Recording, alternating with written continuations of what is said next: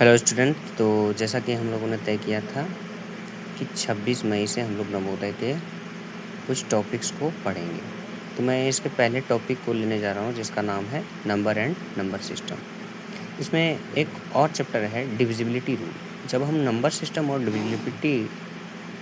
Divisibility rule को एक साथ मिला देते हैं तो इस चैप्टर का वेटेज काफ़ी बढ़ जाता है। ऑन एन एवरेज हर साल जो है आपका 4 से 5 क्वेश्चन बन जाता है, जो इसके काफ़ी वेटेज को काफ़ी ज़्यादा बढ़ा देता है। तो चलिए हम इस चैप्टर को 3 पार्ट में पढ़ेंगे। पहला पार्ट होगा जिसमें हम नंबर के बारे में जानेंगे, दूसरा पार्ट होगा जिसमें हम डेसिमल सिस्टम के बारे में जानेंगे और तीसरा पार्ट होगा जिसमें हम रोमन नंबर के बारे में पढ़ेंगे। तो चलिए शुरू करते हैं, ठीक है।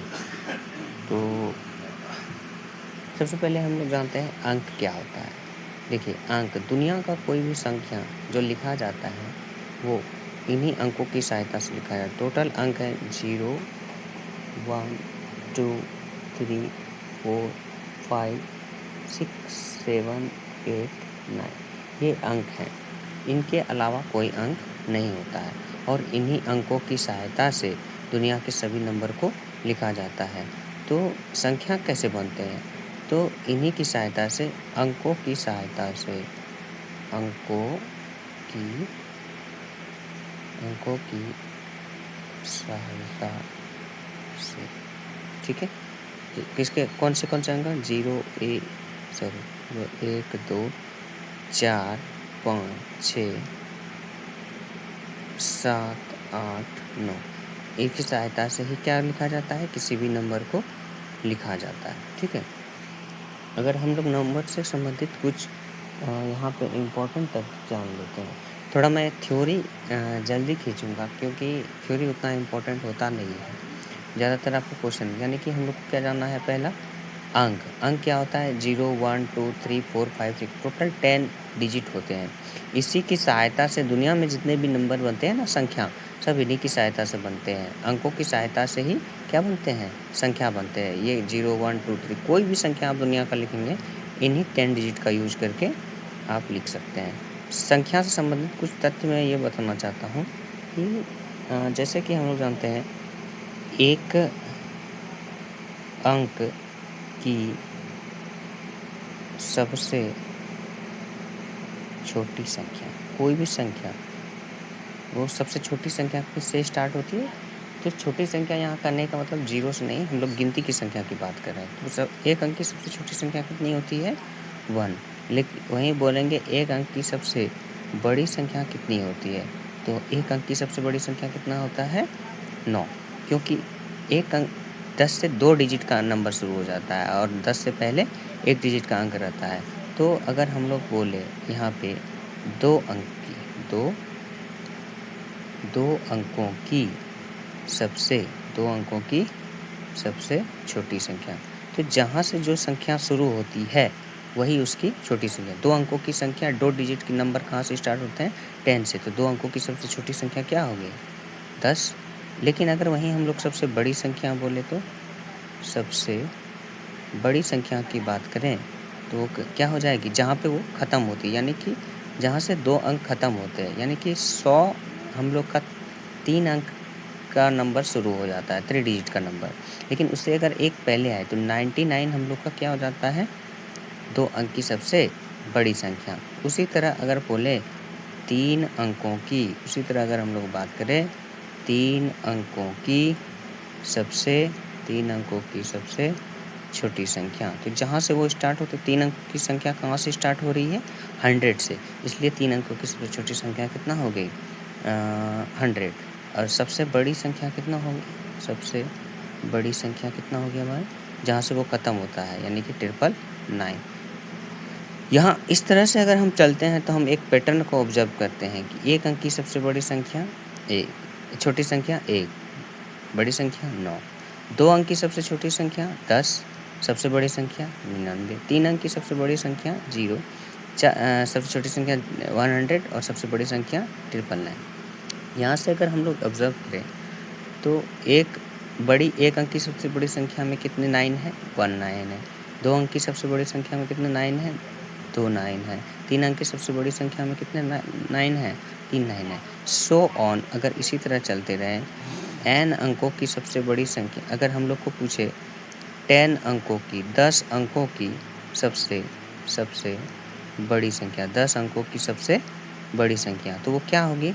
आप लोग जितने अंकों की बड़ी संख्या पूछे ना उतने 9 होते हैं, यानी कि 1 2 3 4 5 6 7 8 9 और एक 10 9। लेकिन ये तो बड़ी संख्या के बारे में कि जितने अंकों की बड़ी संख्या पूछे उतने 9 दे देना है, ये उसकी सबसे बड़ी संख्या होती है। और सबसे छोटी संख्या के लिए क्या करना पड़ेगा? यानी कि अगर 1 अंक की छोटी संख्या पूछा तो 1 और उससे 1 कम 0। 2 अंकों की सबसे छोटी संख्या तो 1 तो लिखना है और उससे 1 कम 0 यानी कि 1 0। 3 अंक की सबसे बड़ी संख्या हो तो 1 तो लिखना है और 3 में 1 घटा देना यानी कि 2 0। उसी तरह अगर पूछ ले 10 अंकों की सबसे क्या कौन सी संख्या? छोटी संख्या, 10 अंक की सबसे छोटी संख्या पूछ ले तो 1 दे देना है और 10 में 1 माइनस करेंगे तो कितना 0 हो जाएगा? 9 0। तो 9 पे 1 पे कितना 0 दो? 9 0 2 3 4 5 6 7 8 9। और ठीक है, इतना बात याद रखना है। अगर आपको पूछ ले कि 7 अंकों की सबसे बड़ी संख्या तो 7 9 हो जाएगा। अगर बोल ले 7 अंकों की सबसे छोटी संख्या 7 लिख देना है, 1 लिख देना है और साथ में 1 घटा देना है, कितना हो गया? 6, उतना 0 डाल देना है, ठीक है। अब मान लो कोई संख्या है, कोई संख्या x हो सकता है, x कुछ भी हो सकता है, इस दुनिया का कोई भी नंबर है वो x हो सकता है।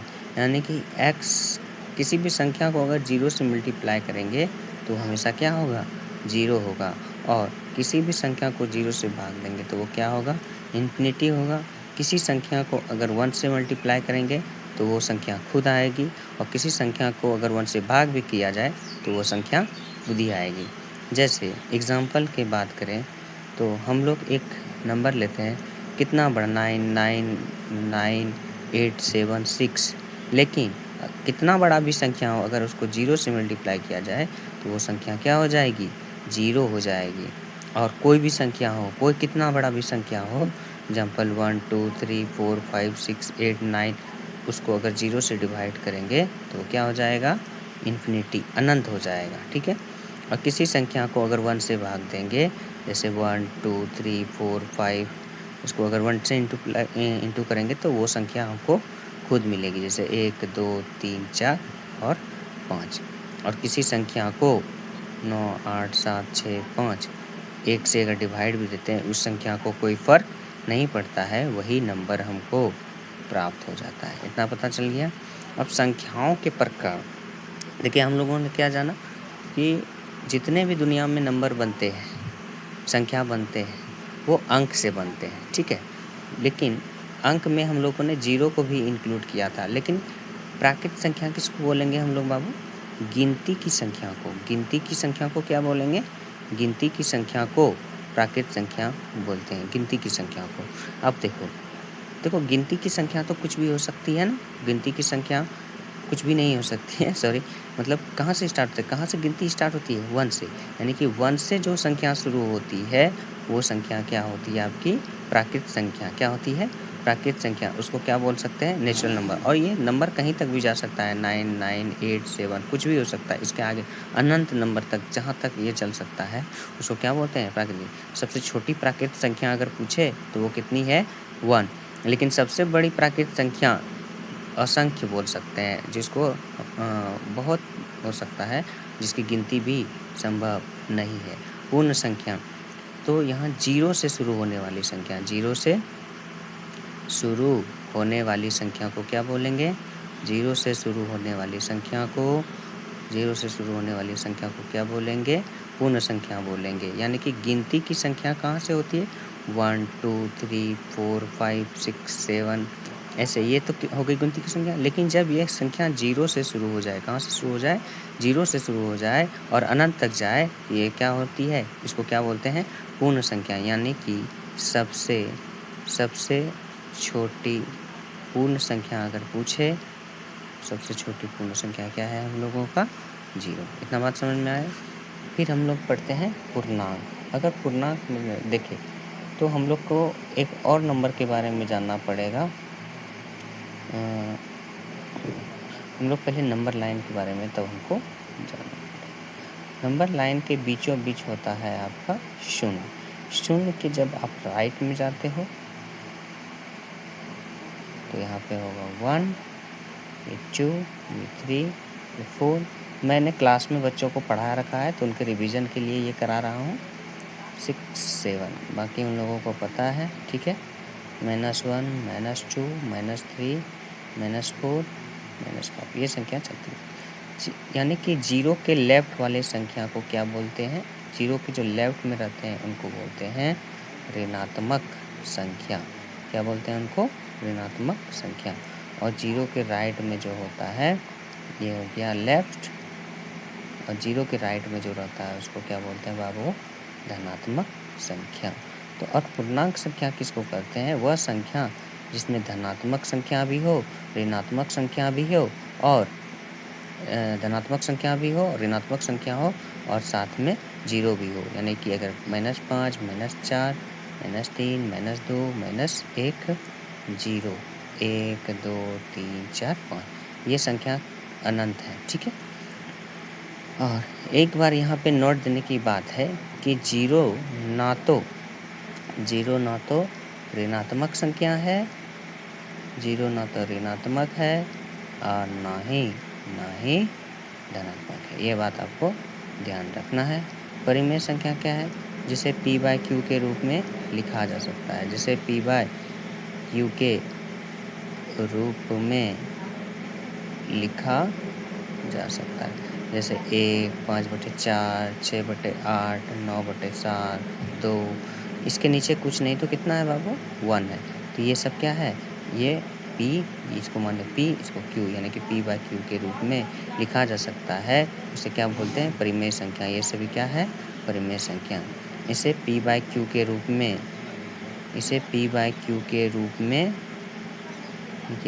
में नहीं लिखा जा सकता है, नहीं लिखा जा सकता है, ठीक है। जैसे रूट वाला कोई भी √3, √5 ऐसे संख्याओं को p/q के रूप में नहीं लिखा जा सकता है। जब इसको हम लोग रूट निकालेंगे तो वो संख्या कुछ दशमलव, उसका दशमलव प्रसार शांत नहीं होता है, वो संख्या p/q के रूप में नहीं लिखा जा सकता। सम संख्या के बारे में जानते हैं, जो 2 से पूर्णतः क्या हो? पूर्णतः विभाजित हो। जो 2 से पूर्णतः विभाजित हो उसे क्या बोलेंगे? सम संख्या। या याद रख सकते हैं लास्ट डिजिट क्या होगा? लास्ट डिजिट हमेशा क्या हो? 2 हो, 4 हो, 6 हो, 8 हो या 0 हो, ठीक है। तो ऐसी संख्या को क्या बोलेंगे हम लोग? सम संख्या। जैसे 12 लास्ट डिजिट क्या है? 2 है, तो 2 संख्या 1, 6, 8 लास्ट डिजिट क्या है? 8 है। 1, 6, 0 लास्ट डिजिट क्या है? 0, 5, 0, 2 ये सब लास्ट डिजिट कितना? 2 से लास्ट डिजिट कितना होना चाहिए? तो 0, 2, 4, 6, 8। तो हम इसको क्या बोलेंगे? सम संख्या। यानी कि अगर ये सारी संख्या रहेगी तो ये 2 से क्या हो जाएंगे? कट जाएंगे। ये संख्या अगर लास्ट में रहेंगे तो 2 से पूरी ये क्या हो जाएंगे? कट जाएंगे। इसीलिए ये संख्या क्या, कौन सी संख्या कहलाती है? विषम संख्या, सम संख्या। विषम संख्या किसे कहते हैं? जो 2 से पूर्णतः विभाजित नहीं हो, जो 2 से पूर्णतः विभाजित नहीं हो। जैसे जो 2 से पूर्णतः विभाजित नहीं हो, इसका मतलब है लास्ट डिजिट कितना होना चाहिए? या तो 1, या तो 3, या 5, या 7, या 9। ऐसी अंक अगर किसी संख्या के लास्ट में हो तो वो संख्या हमेशा विषम संख्या होगा। एग्जाम्पल के तौर पे अगर बोले तो जैसे 11, 13, या 3, या 5, ठीक है, या 27, इस सब के 1, 9, 3, 7 इस सब संख्याओं के लास्ट में या तो 1 है, 3 है, 5 है, 7 है, 9 है, जो इसको क्या बनाता है? विषम संख्या। यानी कि ये दो से पूर्णतः विभाजित नहीं होंगे, इसीलिए इसको क्या बोलते हैं? विषम संख्या। और कुछ इम्पोर्टेंट नोट हम लोग यहाँ पढ़ेंगे। कुछ इम्पोर्टेंट नोट के बारे में हम लोग यहाँ पढ़ेंगे कि आपका जो सम संख्या है। सम संख्या बोले तो इवन नंबर।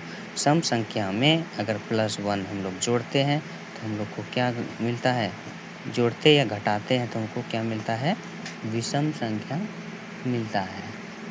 और विषम संख्या में प्लस या -1 जब करते हैं तो हमको क्या मिलता है, सम संख्या मिलता है। ये बात अपने दिमाग में रख लेना है। जैसे एग्जाम्पल के तौर पे हम एक विषम संख्या लेते हैं, विषम संख्या या हम लोग एक सम संख्या लेते हैं 4। 4 में अगर 1 जोड़ेंगे, ये तो सम संख्या है, सम संख्या में जब हम जो 1 जोड़ेंगे तो 5 हो जाएगा। यानी कि सम संख्या में 1 जोड़ने पे हमको 5, एक तो विषम संख्या वही संख्या लेते हैं 4, और जब उसमें 1 घटाते हैं तो हमको कितना मिलता है, 3। यानी कि 5 भी विषम संख्या है और 3 भी एक विषम संख्या है। यानी कि किसी भी विषम संख्या में 1 जोड़ने या 1 घटाने पे हमको कौन सा संख्या मिलेगा, विषम संख्या। और एक बात याद रखना है, जैसे कि विषम संख्या ले लिए 3। 3 में अगर 1 जोड़ते हैं तो हमको क्या मिलता है, 4। 4 भी एक क्या है, सम संख्या है। जैसे कि हम लोग बोला विषम संख्या में 1 जोड़ने पर सम संख्या मिलता है। अगर हम लोग विषम संख्या में 1 घटा दें तो हमको क्या मिलेगा, तो भी हम लोगों को सम संख्या ही मिलेगा। अब लास्ट हम लोग एक आज पढ़ लेते हैं थोड़ा सा टॉपिक। ये मैंने क्लास में कवर किया हुआ था इसलिए स्पीड में खींच दिया, बस रिवीजन के पर्पज़ से। बाकी जिनको नहीं आता है वो इन पे थोड़ा वीडियो अपना कहीं से देख लेंगे या आप लोग बोलेंगे कमेंट में तो मैं इसके लिए डिटेल वीडियो बना दूंगा। मैं ज़्यादातर फोकस क्वेश्चन प्रैक्टिस पे करवाऊंगा, क्योंकि कंपटीशन में आपको बस थ्योरी आना चाहिए, इतना इम्पोर्टेंट नहीं, ज़्यादा डीप में नहीं, बस आपको थोड़ा नॉलेज होना चाहिए। और इसके बाद हम लोग क्वेश्चन प्रैक्टिस पे ज़्यादा फोकस करेंगे, ठीक है। तो आज के लिए इतना ही। पार्ट 2 में हम लोग इसके आगे देखेंगे।